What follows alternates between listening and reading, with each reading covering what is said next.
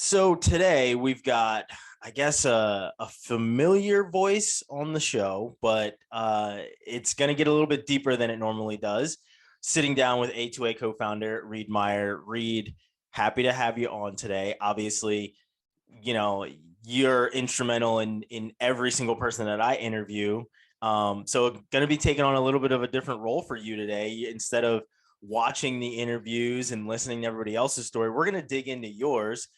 Maybe at some point we'll dig into mine, but today it's literally all about you. And we're gonna start this out the same way that we normally would with anybody else, is digging into their background. So first question, just like everyone else, is Reid, where are you from, and give us a little spiel of who you are. Yeah, man. Well, Ryan, always good to chat with you. Reid Meyer, born and raised in Fort Worth, Texas. Lived in the same house from when I was born until I left for college. So kind of knew the same people, knew the same groups of folks that I played sports with and things like that. Um, Moved over to a private school in high school because my parents were a little bit concerned about my ability to stay on my grades.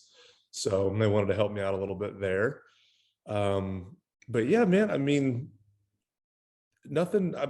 I feel like for me, it's nothing too exciting. I guess we're going to dive into different pieces of it. But I mean, same house, same family, same friends, pretty consistent all the way throughout. And then I couldn't stay in the same place when I got to college. I went to Yeah. 4 different places in 4 years. So it got a little bit wacky with that point. Yeah. Before we even get there, talk about the family a little bit more. Any siblings, brothers, sisters, a big family, big sports family. Or was it more of, you're kind of the outlier as the athlete in the family? Yeah, no. So my dad and I are certainly have the athletic stuff in mind. My sister dance. Let me go back. Let's give the roster here. I got mom, I got dad, I got me, and I got sister who is 6 years older than me.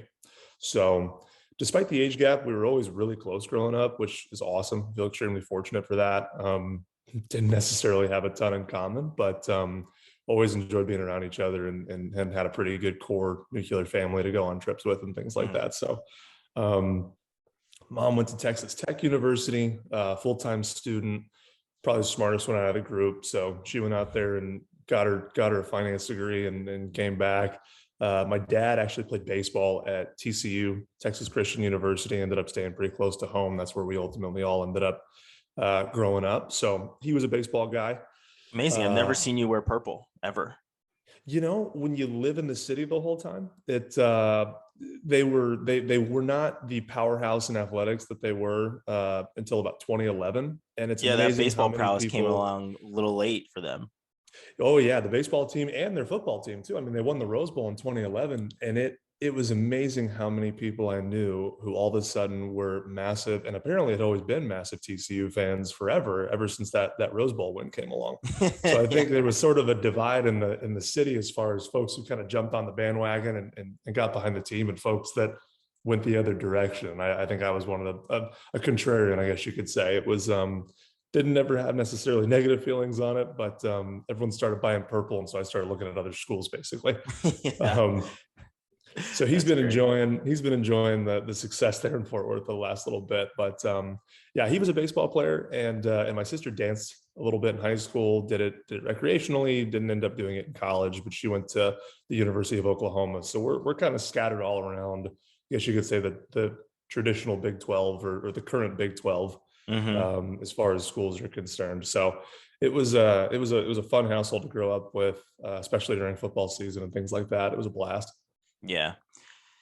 So, what sports did you play growing up? Was it, obviously we know about your baseball background, but was it all baseball all the time, or were you on the soccer field, on the football field, on the basketball court, or where were you enjoying your time as a young Reid Meyer?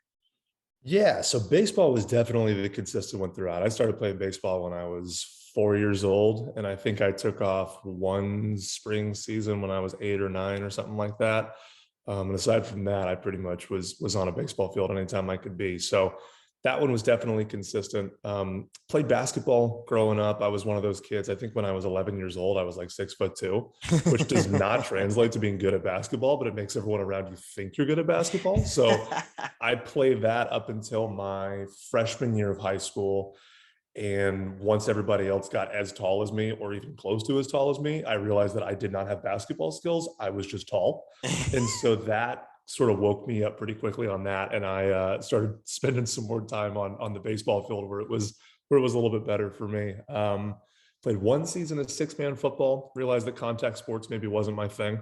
I don't think I've never been any thicker than that, it feels like, in a lot of situations. And so that was never going to be a good fit, it felt like.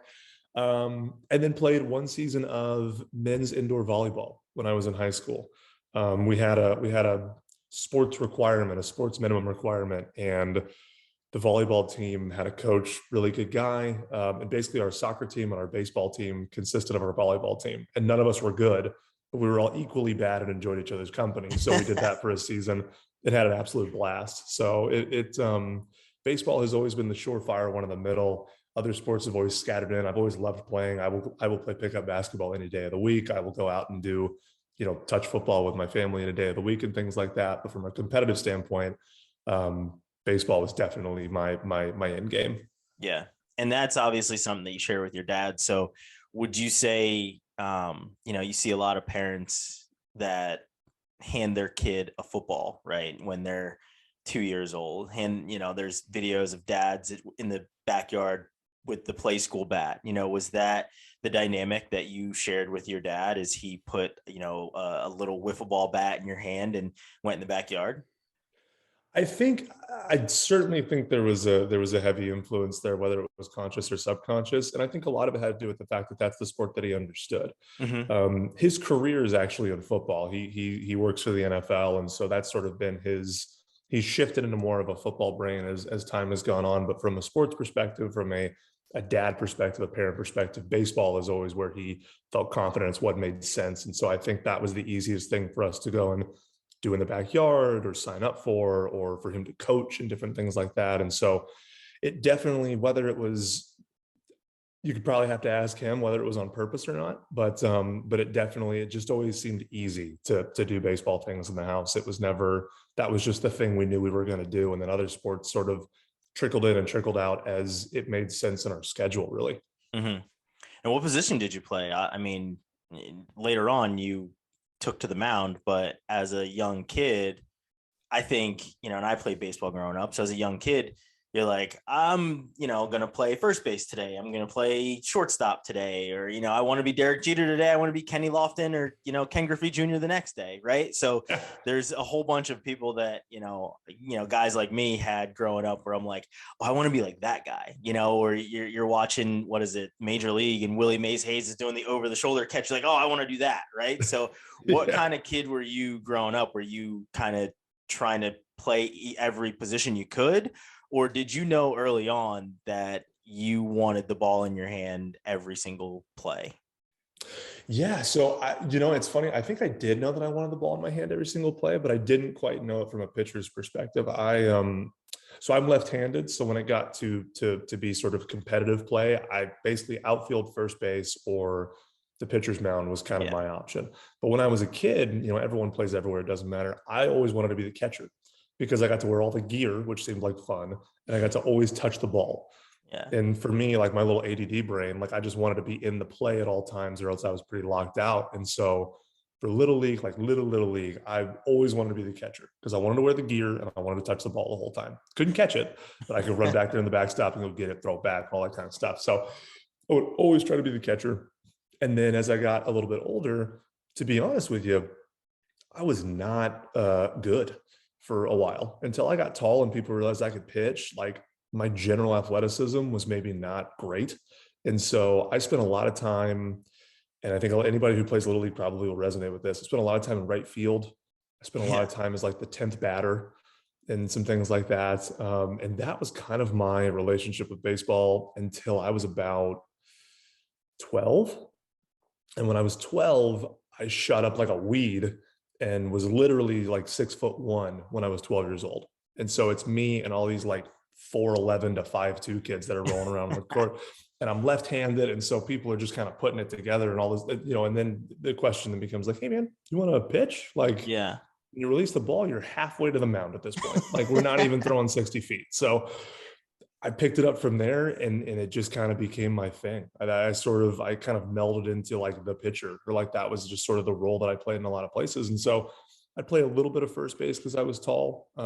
Did that through high school, did that a little bit in select ball and things like that. But I'd say probably by the time I was 15, 16 years old, I was on select teams and I was on club teams and things like that to pitch. I would come on, and that was my only job on that team. So I didn't even own a bat for a while there. What position did your dad play? He was a pitcher as well. Yeah, he was a pitcher as well. So he was a right-hander. And he's 5'10". He told me he was 6 foot for his entire life. And then I got to be 6 foot and I was towering over him. And then he became like the height police. So like everyone on our house now, like we've got like very traditional, like on the wall, the windowsill, everyone's measured, because when he got called out, everybody got called out. Yeah. And so now everybody's getting but we had friends that would come over that would get measured, like all of his buddies and stuff. Like it just became a thing. But he was he was a little bit smaller than me from that perspective, but he threw way harder. He had a lot of like, he was one of those traditional, like he threw angry.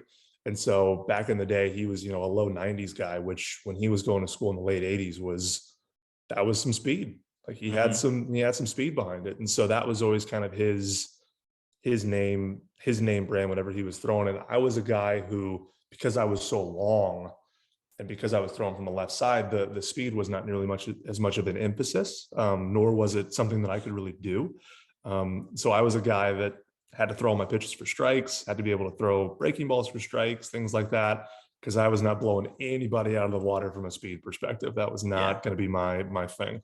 Yeah. Now, seeing as both of you guys were pitchers, but you were thrown from different dynamics, how does he help you? How does he coach you, knowing that it's backwards to you? You know what I mean? He's a right-hander, you're a left-hander. It's not the same arm angle, not much is the same. So how do you pick up mechanics from your dad, who for most of us is our first coach? So how do you pick up these mechanics from him and start or do you just develop your own style right from the bat? Yeah, so he it's funny when you talk about the pitching angle. We were coming from opposite sides of the mound, but because of that, we could actually mirror each other whenever we would do any type of pitching drill. So he could stand in front of me, I could stand in front of him. We could throw the exact same side, and we could essentially just mimic each other's motion as we went. So I spent a lot of time just standing across from my dad. He would do his pitching motion, and I would just try to copy his pitching motion because I could look right at him the whole time he was doing it. And it looked exactly the same. Yeah, exactly. And so that's how I started learning how to pitch initially.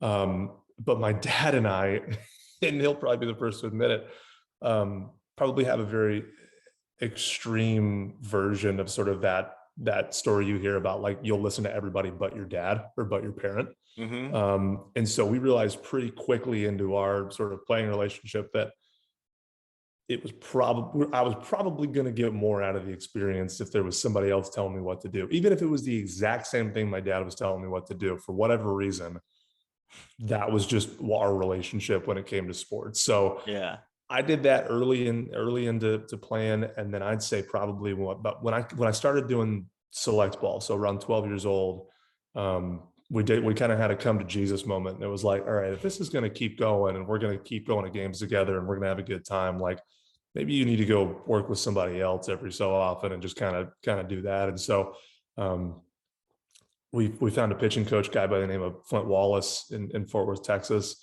And from then I was pretty hooked on to Flint. I went to him basically until I graduated high school. And then once we get into the college thing, you'll see I actually ended up going back to where he coached in college to get back to him for a season. So that clicked pretty aggressively for me early on. And I kind of was with him from the get-go. Yeah. So let's talk high school, right? You're obviously, once you get to high school, and you centralized yourself in baseball pretty early on, and that's what it sounds like. A lot of other players, I mean, we just talked to some other athletes that are just like, I was playing all these different sports. Aaron just, said that to us, in the last athlete stories of, yeah, I was playing soccer and I wanted, I had my soccer season, and this is what kept me balanced, was going from sport to sport. You were probably more like Anna, who as a gymnast was centralized very early on. So once you get to high school, you're already known as a pitcher. What changes for you where you start to think, okay, I am a pitcher and I want to go to the next level? What types of things are you thinking about as a young freshman that you're trying to put yourself in place to get there, once all of the recruiting starts happening? Yeah. So when I get to high school, you're absolutely right. So I actually went to school with Erin, and I'm so happy we talked to her because I'm incredibly jealous of how she chose to do her sports experience. I feel like I listened to the whole thing. I was like, God, I wish I would have done a lot of things she did. But you're absolutely right. I specialized pretty much immediately.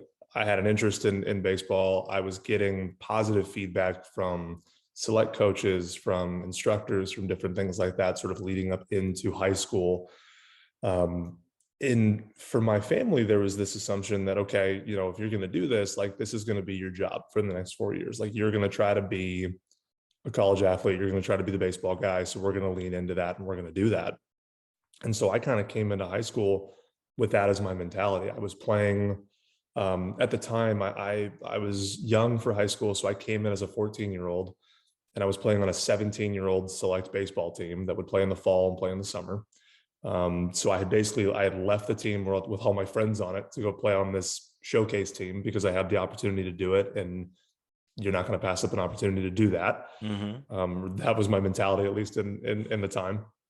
So that was my fall, that was my summer, basically getting ready for baseball season. And then spring rolls around, and obviously we've got school baseball, and that's, I mean, my worth and my brain was sort of connected to my ability to succeed in there. That was sort of my reputation in high school, was, like you said, I was the baseball kid, and so I needed to go out and perform and do well and have XYZ done on the ball field, especially with my friends and my peers in school, because that's sort of in my brain how they were going to evaluate me, was how I did out there. And so as unhealthy as that mindset is, that was sort of where I went in that. And so that became all I wanted to do. So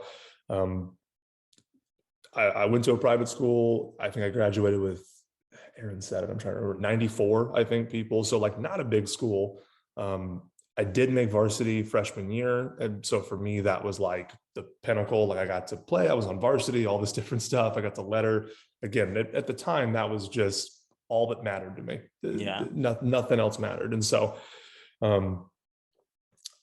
was on varsity, and it really was just, I mean, it was just a revolving door of like, I play in the summer, and then I play in the fall to get to do showcases. And then in the winter, I practice and I train and I get ready for the spring season so that I can continue to improve and continue to be that guy that plays baseball. And that was sort of my whole existence in high school, and everything else was just kind of peripheral. It was, I need to do this so that I can get to baseball, so that I can get myself to a school that lets me play baseball. That was kind of my mindset from start to finish.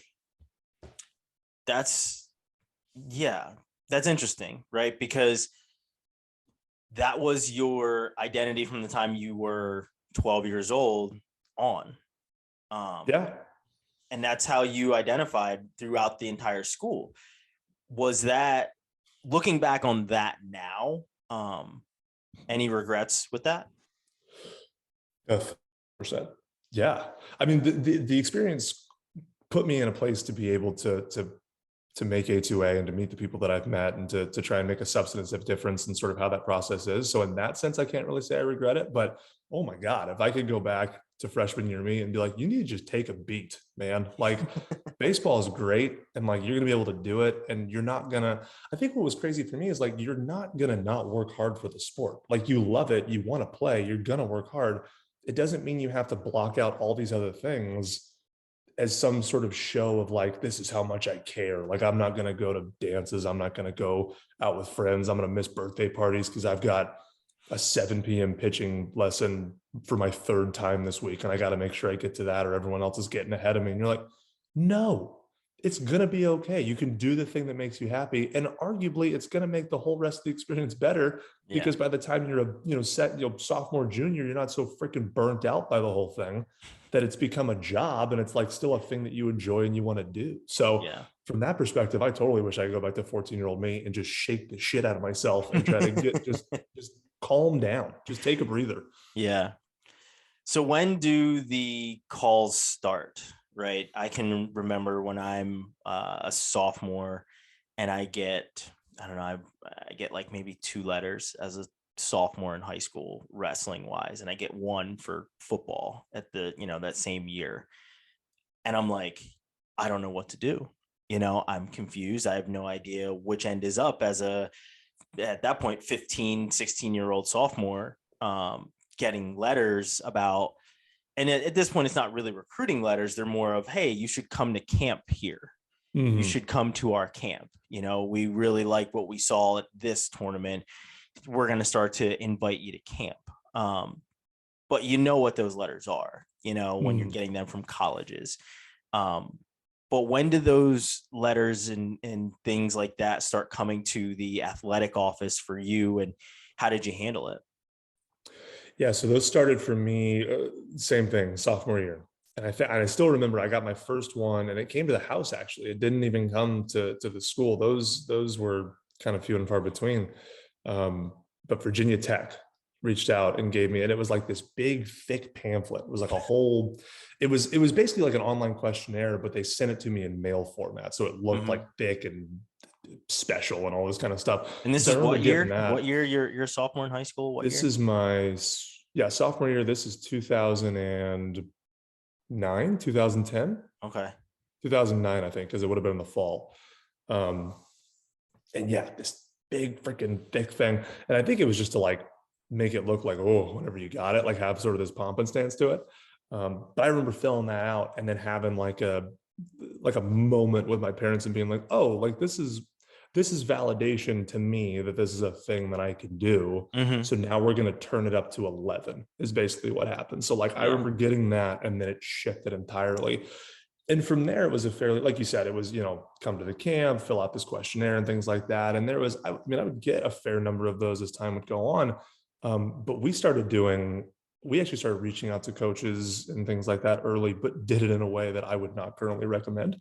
We made packets that had like my transcript, like a personal letter to the coach, my school schedule, my stats. Like it was literally like a manila folder pamphlet, and I made like 15 of them and mailed them out to like 15 different schools. And you can imagine the schools that I picked when I was a sophomore in high school and like got this Virginia Tech letter. It was like Pepperdine, Texas, Florida. I mean, it just basically go to the top 25. Yeah. And then like that's just scattered amongst those folks in like southern-ish states because I'm scared of the cold. And that's who I sent pamphlets to, is basically Yeah. what it came down to. And so, I mean, there was no strategy involved. It was just, and we did it because my dad obviously went and played in college and at TCU, but he went in the late 80s. So we're literally like, we're going off of his late 80s brain on like how people he knew got into college or like went and played sports at places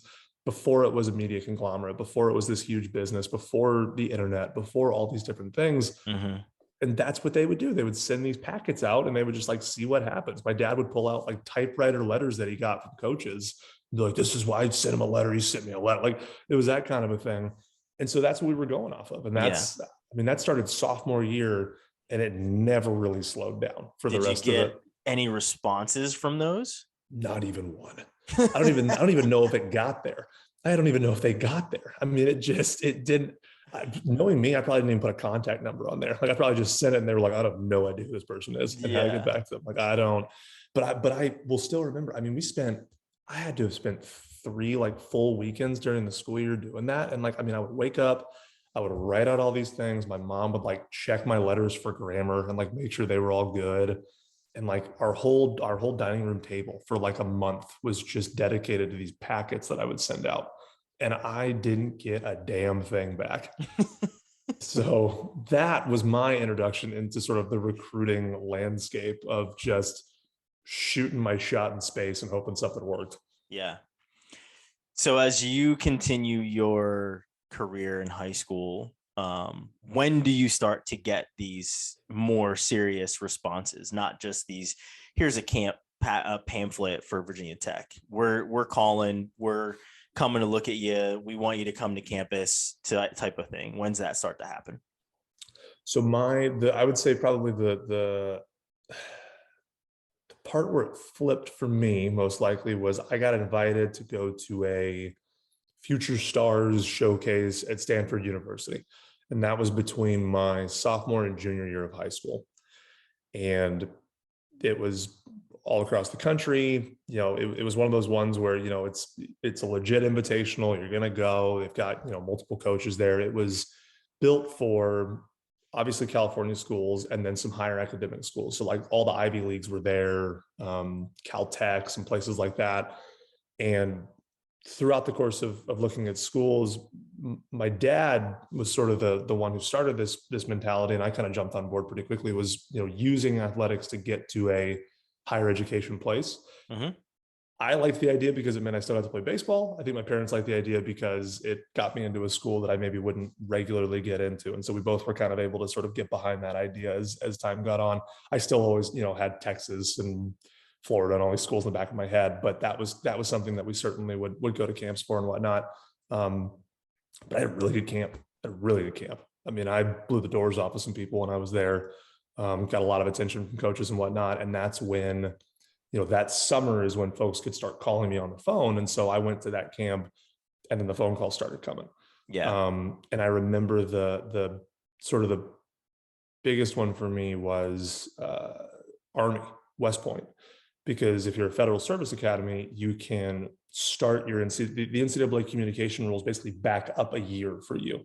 So they could start calling me, all the time, my junior year instead of my senior year. Yeah. And so starting in like August of my, or I guess September 1 of my junior year, Coach DeCenzo at West Point would call me like 2 times a week and check in and see how things are going. And so it was this like real, time attention from a coach. Mm-hmm. And I think from there, it gave me a lot of confidence and made me feel more comfortable going to other showcases and sort of having that a little bit of swagger about it whenever I was playing and doing things.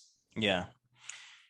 So what ultimately you let's jump ahead to when you make your decision. How many schools did you visit and how did you ultimately narrow it down to, you see kids now, here's my top 5, right? How do you narrow it down to your top 5 before you make your decision?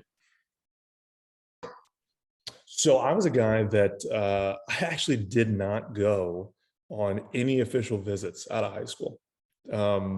I was, from a pitching perspective, had a lot of talent.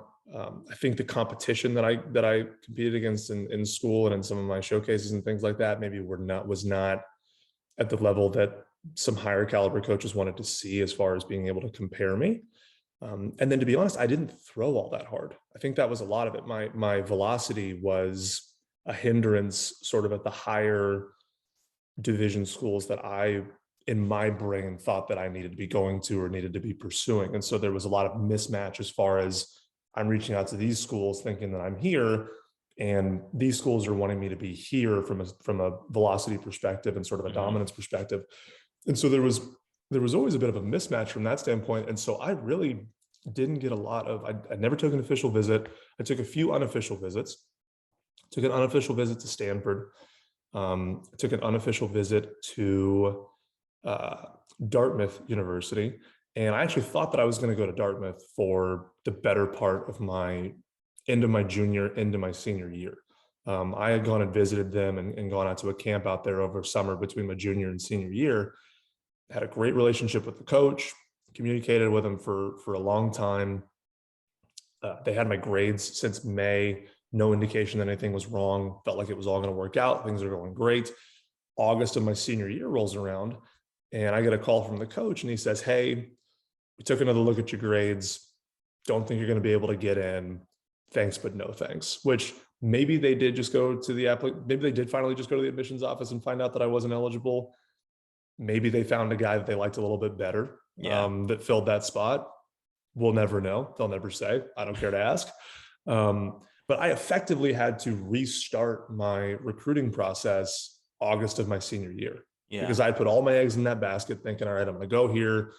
I'll be able to play into an academic school and some things like that. And the whole thing got washed in August. And so I just started going to every showcase I possibly could. Anything that would come along my board that looked like it was had some coaches there, I would go and I would try to throw. And ultimately ended up at a showcase tournament called the Arizona Fall Classic. We went out to Arizona, and it was just one of those weekends where everything was kind of clicking for me. Felt good, throwing a little harder than I normally do, for being honest. It wasn't really indicative of how I normally threw, but it looked pretty good that weekend. Texas Tech University saw me when I was out there. I probably actually got more like legitimate recruiting phone calls that weekend than I did like the rest of my recruiting time as a whole. Like I was always that guy where it's like, really like you, we're going to keep an eye on you, which I think meant like, we're going to see if you throw harder as you get older. Yeah. I went here, I was like, I think I topped out at like 91 or something like that. So I was a left-hander. I hit 90. So all of a sudden I was getting calls. I think I got like seven voicemails when I got back to my car or something like that after the game.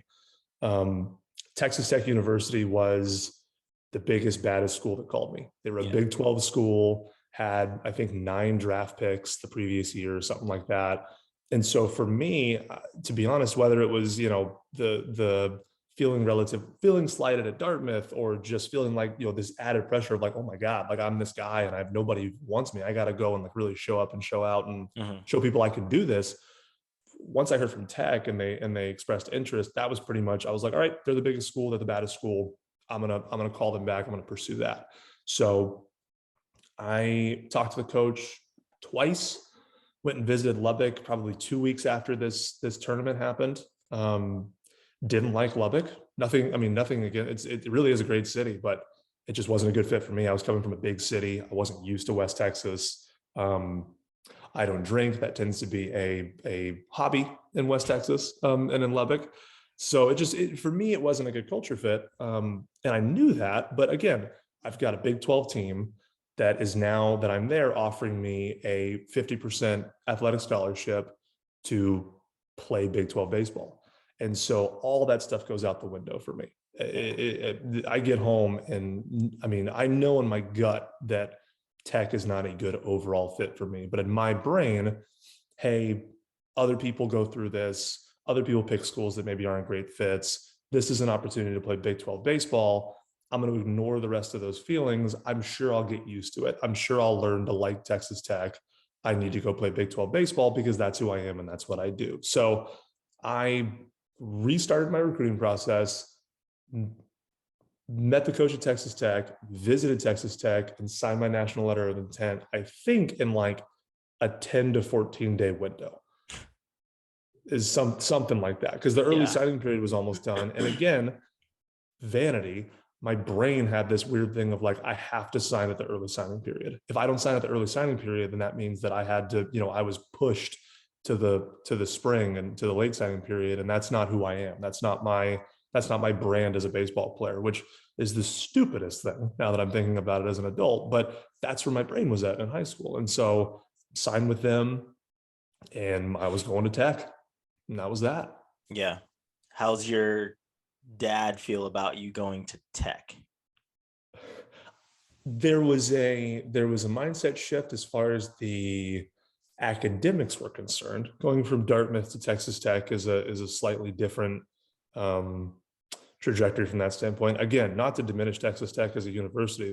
They have fantastic programs, but when you hear, when you think academic schools, you think Ivy League, and it's just kind of that, there's that pomp and that sort of brand behind it. And so I think that was a mindset shift for some folks, that was going to be the transition in my family. But I think for them, to be honest, like my dad especially, like, for them, I told them my goal from when I was 14 years old was to play big college baseball and to go to the next level. And so for all intents and purposes, I've achieved that goal. So everyone's excited about it. We're all in. We're wearing black and red.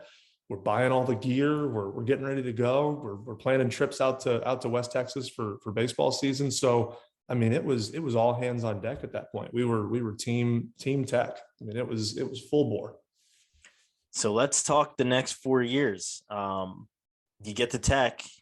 How's it go? Not great. And you know what? It's pretty much on me. I mean, it really is. Again, I'm a 17-year-old kid when I make this commitment. My only priorities in making a college choice are where's the biggest, baddest baseball school I can go to. And I got what I asked for. And that's Yeah. pretty much what it comes down to. I showed up. I mean, shoot, I was gonna, I'd say 3 weeks in of being there, there was sort of this click in my brain of like, ooh, this is not getting better. Like, Yeah. I don't like this city anymore than I used to. I didn't know what my major was until I showed up. Like I literally showed up and our athletic advisor was like, you're an exercise science major, and just like gave me my classes because they fit with my baseball schedule. And like I'm terrified of blood. Like I pass out when people get injured. So like that's a terrible combination for me. But like that's what I was for the first year, is it was an exercise science major. Um, so classes were stressful. I'd go to biomechanics and they'd show all these different things. And I was like, I don't like that. That's terrible. Um, and so, I mean, just left to right, like it just, I mean, and I show up and I'm 17 years old and I'm practicing. I'm coming from a private school where I'm the biggest dude there. Yeah. And I am now amongst men. I'm a boy amongst men, and my brain didn't know how to process it and how to manage it. I mean, these dudes were, been on college, strength training programs. They've got 3 years on me in development, whatever else. And so I'm just bamboozled from day one. Um, and it was, I mean, it was pretty much a roller coaster the whole way. I mean, I kind of secluded myself in my room, certainly had some friends on the team and things like that. It wasn't as if folks were bad or bad to me or anything like that. I still have a couple of lifelong friends on that team, but it was very obvious to me that my relationship with baseball had changed entirely. It had become a business, and that was not something that I was mentally prepared for. For me, baseball was still a passion and something I wanted to do because I loved it. And that wasn't the reality of what that sport was at the level that I decided to go try and play. Hmm. And and obviously me knowing you, I know how much of a toll that takes on you just from knowing your personality and knowing, how you approach things. So, and obviously knowing a little bit more of a backstory of you being at Tech. So, what are some of the things that start to happen while you're at Tech that, is a big time detriment to how you're feeling and why you ended up leaving? Yeah. So for me, it stemmed a lot from my mental health. My fall semester at Tech, I got bamboozled by it. I was overwhelmed by the sports aspect. The only thing I thought I had any control over was my academics. I wasn't taking classes I was excited about, but at least it was a control factor for me. I knew that I could handle my homework. I could handle my classes. Those things were completely in my control. So my grades, my first semester were actually really awesome because that was kind of my rock or my foundation point that I had in school. But other than that, it was a bit of a whirlwind. And so I actually really struggled in the fall with mental health. I had a lot of anxiety. I didn't know it at the time, but I had a lot of anxiety. I was having trouble sleeping. I was having trouble finding motivation to go to practice, to go to school, to interact with people. I felt wore down all the time. Um, and it was a tough first semester. And so I go home for winter break, and my sister sees me and she's like, something is wrong with you, man. Like, this is not good. So I come to find out I had lost just about 60 pounds in 4 months since I was at Tech, which again, I told you I was about this. So I didn't have it to give. So I mean, I came Yeah. back and apparently I was just skeletal. And I say apparently because I don't have pictures of myself really from like fall semester at Texas Tech until I ultimately got to the University of Texas my junior year. And a lot of that stemmed from my sister recommended I go to therapy. She was like, something's up. Obviously, this isn't right. Like, you need to go talk to somebody.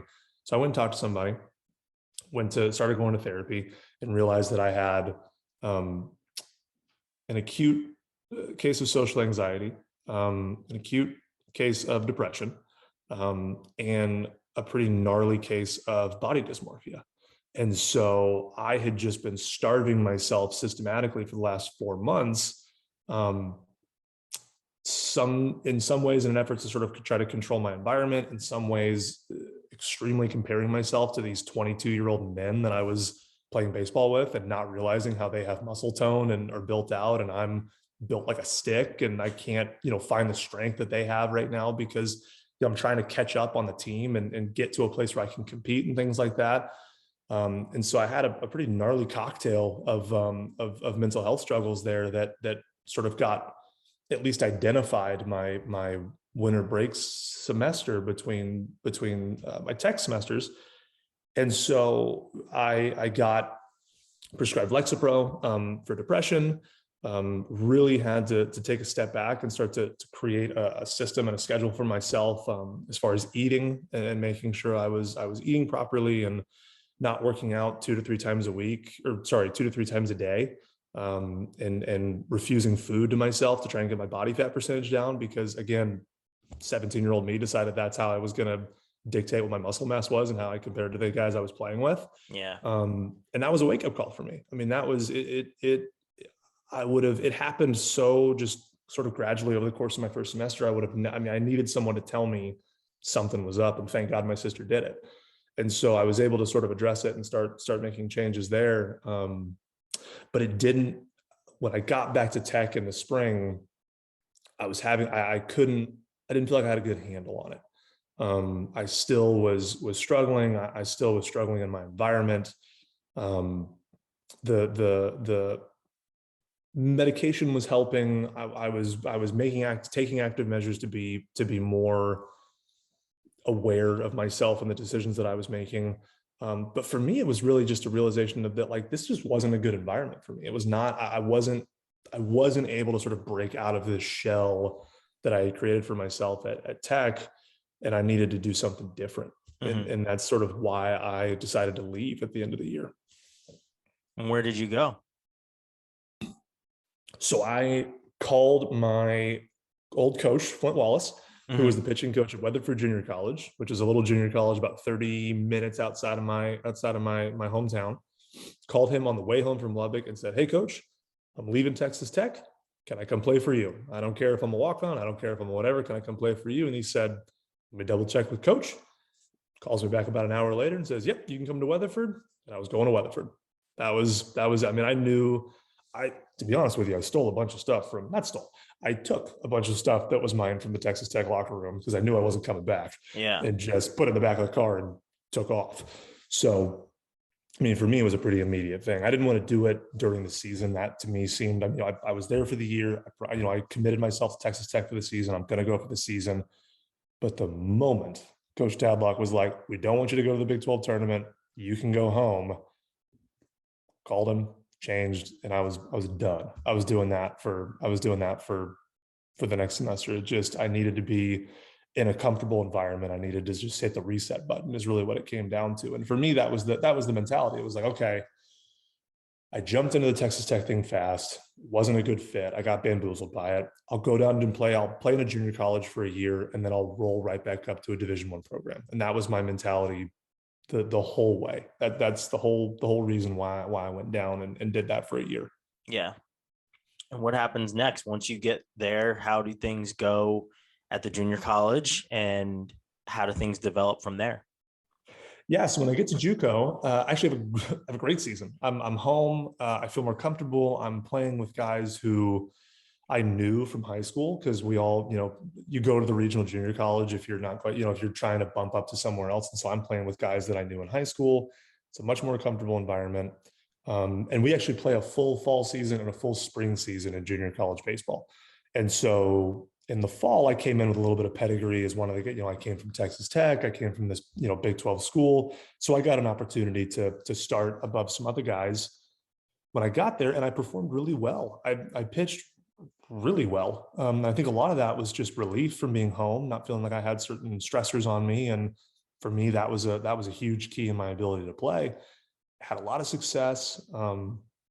Ended up going on a few official visits, having conversations with a few coaches. I know for sure the University of New Orleans and Texas A&M Corpus Christi. I know I went on official visits there. I think I was talking to I was talking to Lamar for a little bit and Current Word for a little bit. So Texas, mostly schools, obviously New Orleans, Louisiana, but that sort of area, Division I programs seemed like a great fit. And by the end of the fall semester, I had, I think at least 3 offers to go play at another Division I program. So for all intents and purposes, this was working.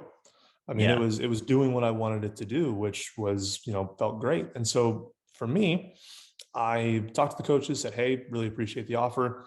I'm gonna, delay my decision until the spring, which for me at the time was, I'm gonna wait and see if I can get more offers from different people, potentially even, Power 5 conference, things like that. Because again, my brain Yeah. is fully in this mode of my worth in this sport is related to the success that I have on the field and or like the pedigree of the team that I play for. That was the rut that I was stuck in for pretty much the duration of my college athletics.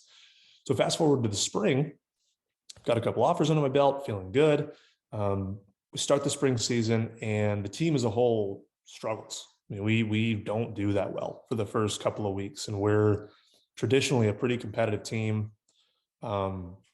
I think we probably won a game maybe in the first 2 weekends or something like that. So, I mean, it's not going great. So our head coach calls everybody in and he starts doing these individual meetings and he's trying to sort of get a vibe for where guys' heads are at, what they're doing, how they're feeling, whatever else it might be. I get in there, have a conversation with my coach. And the last question has stuck with me forever. He goes, all right, this is all good. Last thing, do you care more about this team or do you care more about just, being at Weatherford?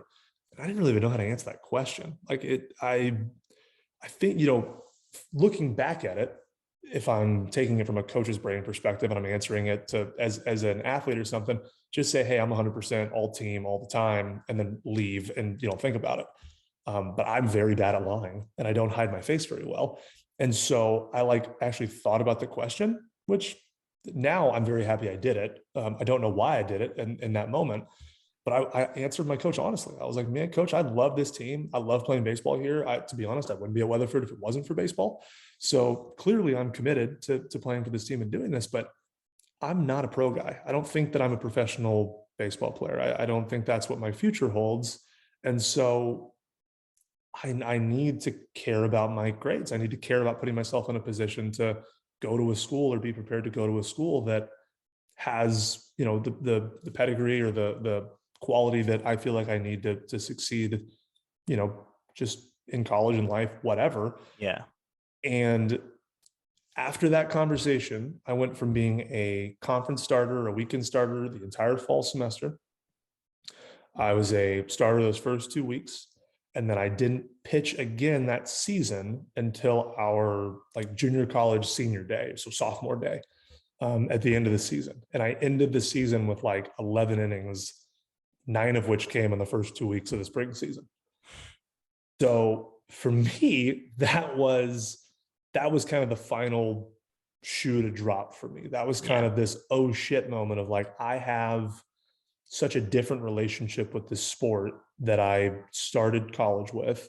Clearly we're going in different directions. I want to play because I love it. I want to play because it's been my identity since I was 12 years old. Mm-hmm.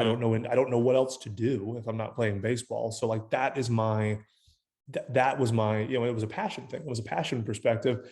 And it had now become something totally different. I mean, It was more of a business. It was more of a job that you did.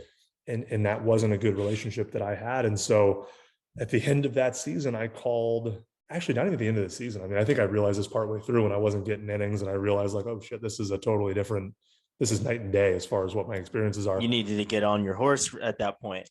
Yeah, exactly. So I called all the coaches that had offered me or expressed interest and told every one of them I was done playing baseball. I'm hanging up the cleats. I'm done. I'm not, I'm not playing for you, but I'm not playing for anybody. I'm done with this.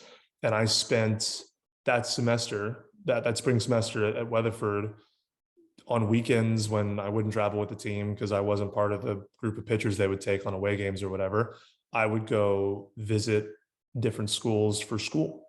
I would go visit the University of Texas. I would go visit A&M. I would go visit TCU, and I would just visit as a student and apply to those schools to see Baylor, SMU, just to see what would fit. And that was my first introduction into looking at a school for anything other than athletics. I Yeah. mean, was my sophomore year in college. Did you ever talk to your coach about how he felt? I mean, obviously it was, the proof was kind of in the pudding of how he felt about your answer with, really no longer playing as much as you were. But he ever had a conversation with him about that answer? I never talked to the head coach about it. We didn't, I mean, we had a fine relationship. It wasn't anything that, I mean, at the end of obviously it was kind of weird, but we never had a bad relationship. But I went to Weatherford for my pitching coach. So I knew him really well. That's who I interacted with every day for practice and things like that. And I did talk to him. I mean, we got about a month into the season where I wasn't doing anything. And I finally pulled him off to the side and was like, what the hell, man? Like, did I piss somebody off? Like, what is going on? Like, I don't see any difference in how I'm doing, but I mean, I'm not even sniffing the bullpen. Like, what is going Yeah. on? And to my coach's credit, I mean, he put it in perspective for me. He was like, listen, man, like we've got, I think at the time it was like 14 pitchers on the staff. So we got 14 pitchers on staff. Everyone on this team is here because they have an opportunity to play. They're good enough to compete. And 13 out of the 14 pitchers told the head coach that baseball was the most important thing to them and that was their number one priority here at Weatherford College. One didn't. What do you think is going to happen? Yeah. And it was like, that makes sense. Yeah. I see where That you're coming certainly from. puts it into perspective, I guess. Right. Mm-hmm. And so it just was, and that was kind of the oh shoot moment for me of like, all right, kind of had some thoughts, but that helps solidify. That is what this is now. That is what sort of that's the role baseball needs to play in my life for it to continue to be a part of my existence in college. That's where it needs to live on my priority board. And I just can't get there. So what do the next couple of years look like after you leave Weatherford? Where do you go for, your last couple of years of college? Yeah, so I end up at the University of Texas in Austin. Was fortunate enough to keep my grades up whenever I was going to school and transfer into there as an upperclassman. And the combination of relief and confusion my first semester at UT is something that I don't think I'll ever be able to like truly vocalize or explain. By far my worst semester that I've had in all graduate school, undergrad, everything. Worst semester I've ever had, grades wise, because I just completely was I was trying to re-identify myself as a person. New city, new friends. I've got one guy that I know there who I'm rooming with, but he's got a girlfriend long term, so he's never there. He's hanging out with her, understandably so. And so I'm basically out in the middle of the lake with no paddle in Austin, trying to figure out who I am, what I'm doing, trying to find a degree plan that doesn't put me so far back that I've got to redo multiple years, but also allows me to get some kind of a degree that I feel like I could do something with. Just trying to figure it out. Mm-hmm. And so that first semester was hectic, I guess, to put it in one way. But the amount of relief I felt from now having the decisions or having the options to decide what I wanted to do with my time and how I wanted to put my time into certain things, and if I wanted to do an internship, if I wanted to do a job, if I wanted to go to the movies with friends. I mean, it was a world of opportunity and options that I had never experienced before, because it was so my schedule was so rigored and scheduled out for me since the age of 12. It felt like that. Now it was almost, I had too much freedom and I didn't know what to do with it because I wasn't prepared. And so I took the first semester to just kind of, my eyes were big the whole time, and I was looking around and I was trying to figure out who I was and what I was and whatever else. And it was like a rubber band was getting slowly unwound just over the course of my time at UT. And unfortunately, I had built a negative relationship with college as a whole. I associated the college experience with what I had done in sports. And so for me, I actually wanted to get out of college as fast as possible. Despite going to 4 different schools in 3.5 years, that would have been Texas Tech, Weatherford Junior College, Austin Community College for some classes, and UT. I actually graduated a semester early because I just wanted to be done. I mean, I felt like I was getting whiplash the whole time. And so I was taking classes over the summer. I was putting my head down, just trying to get over it. And my college experience was defined by moving every summer, figuring out what my degree plan was going to be the next year, and then just putting my head down and trying to survive basically Yeah. from year over year. And I graduated from UT and I had no idea what I wanted to do. And I think the week before I graduated, I called a guy that I knew who coached baseball in Fort Worth, Texas, and was like, "Can I please come be a pitching coach for you? Like, I don't know what else to do. This is what I think is my trajectory until I figure it out." And that way I was close to home so that I had a support structure, because I wasn't confident enough to go somewhere and be somebody as an individual. I needed to sort of crutch on my family to figure out what was going on after college. And that's what I did. Interesting. That's see, because there's so many athletes who go through the identity crisis, right? And they deal with the imposter syndrome. I think a lot of people still deal with that, even as professionals, where you're just like, am I cut out for this? But despite not knowing which one to do once you were done at UT, one of the things was kind of developing A2A while you were still in school, or at least on a cork board. How does that come about? Yeah. So at this point, A2A was a pipe dream. And to be honest with you, probably a form of therapy for me. That it was born, yeah, in my 1 bedroom apartment, my last semester at UT. And I didn't mention it before because it was not a career path at this point. It was a, what the hell is this kind of a thing? But I started to reflect, I guess, in my last semester. I'm getting ready to join, I'm graduating, getting my degree, I'm joining the business force, I'm becoming an adult. And I still, to that day, had lingering, just, it sat in the back of my head as to how I managed my college trajectory. It was like, how did I do this so wrong? It felt like, I mean, how did I get bounced around all these different schools? I had this great idea that I was going to go be this Division I baseball player. It was going to define me. I was going to have this awesome experience, whatever. And I mean, I got my ass kicked the whole time. I mean, there's really no other way to put it. Like, I just got tossed around, and it beat me up. And so I'm sitting in my apartment. And I would just start writing down questions. I had like this big thing of note cards, and I would just start writing down questions or things that I wish I would have known, things I wish I would have asked before just all of that. Could this have helped me make a better decision? If I would have known this, would it have made a difference in how I manage this process? And just started writing stuff down. I would do it at night. I would make dinner, I would put on TV or whatever, and I would just kind of let my brain go. And by the end of it, it started on a cork board. I went and bought a cork board from Target, filled that thing up in about 2 days. And by the end of it, I mean, I probably did this for a month and a half, 2 months, something like that. I had like a little kitchenette area in my apartment, and I had literally filled the walls up like that movie 23 with Jim Carrey, Yeah. of just note cards, of questions, of things that, like, man, if all of these things would have helped me to some percentage, to some degree, if I would have known it, if I would have asked it, if I would have investigated it, any of these things would have been helpful.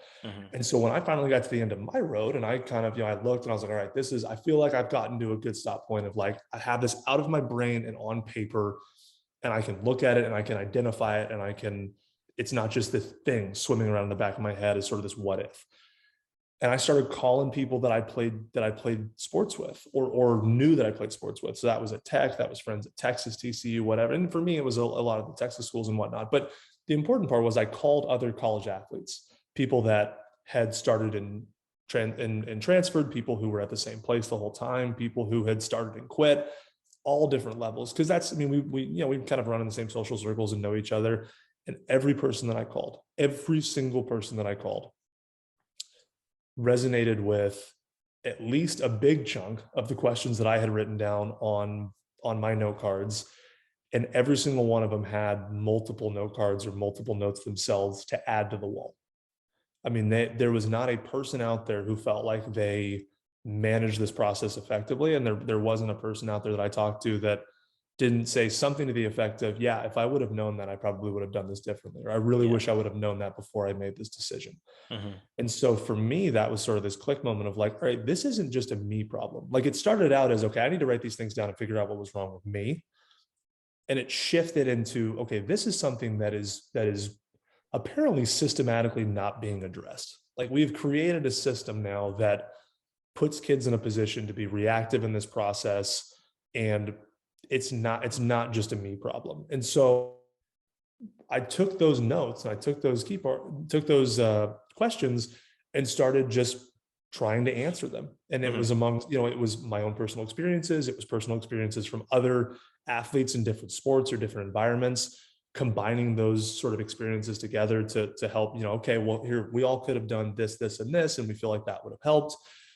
Really got into the college counseling sides of things as well. I feel like the academics and the personal fit choices were something that played a huge role as far as people making decisions that were not fully fleshed out. They were allowing athletics, which is 20 to 30% of your college experience, dictate 100% of your college choice, which again, Yeah. that was me. And I wasn't the only one, and I was far from the only one that was doing that. And so really got invested on the college counseling side as well. I actually went back to my old college counselor and at high school who had moved to Northwestern to do admissions. So she had an idea of how some of that stuff worked. And started working through questions with them as well. Hey, how does somebody manage all these different things? How do you manage test scores? How do you manage looking for scholarships? How do you manage weighing academic and athletic aid in an equivalency sport and things like that, and started answering those questions. And from there, we built out what was the first sort of booklet advising rough draft of athletes to athletes. And it all kind of stemmed from there. And now we're here And now we're and here. we're doing it, right? Now it's time for the question that everybody gets to wrap things up, right? And for you, this is probably harder than it is for the other people that I've asked this for, because of the wall of note cards and all the people you've talked to. But we're gonna give a little free game away here of what's that one piece of advice that, or at least what was the first note card, right? What was that first note card that you wrote down, and what was that question that really resonated with you, and the piece of advice that when you're working with these kids, you make sure you're passing that on. I think the number one note card, and I don't remember exactly how I wrote it down, was probably word vomit, because that's how I tend to write. But the general gist is you cannot stand on the one leg of athletics. It does not matter how much you love your sport. It doesn't matter how good you are at your sport. You only exist on the court, on the ring, in the rink, on the track. Insert your thing here. You only exist in that space in college 20 to 25% of the time, depending on where you play and how much you play.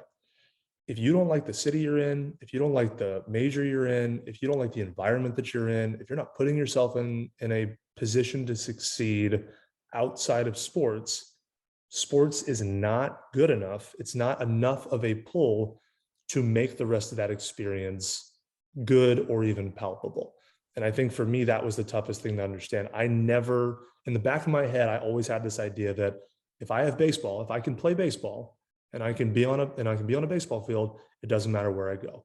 I don't have to necessarily like the city. I don't have to necessarily like the people. I don't really have to know what my major is. I don't have to, all of that stuff will work itself out because I'm going to play baseball and that's who I'm going to be. And the rest of that stuff will just sort of find its way.